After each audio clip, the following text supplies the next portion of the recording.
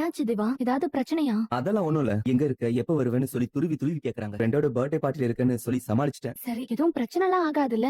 அதான் நான் இருக்கேன்ல. நான் இருக்கும்போது உனக்கு என்ன பயம் சொல்லு? கவலைப்படாத சௌந்தர்யா. நீ சொன்னதையும் யோசிச்சு பார்த்தேன். உன் கழுத்துல தாலி கட்டினதுக்கு அப்புறமா புருஷன் பொண்டாட்டிங்கிற உரிமையோட நாம சேரதான் சரியா இருக்கும்னு எனக்கும் தோணுது. ரொம்ப தேங்க்ஸ் தேவா. எவ்வளவு அழகா என் மனசை புரிஞ்சுக்கிட்டீங்க பாத்தீங்களா? இதுதான் உங்ககிட்ட எனக்கு ரொம்ப பிடிச்சது.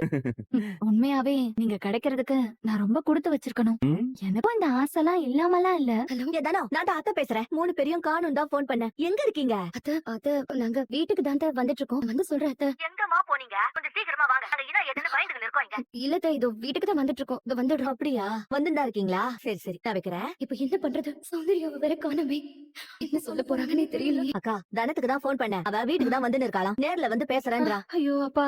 ஐயோ அதுக்குள்ள நீ ஏன்க்கா இப்படி பதட்டப்படுற?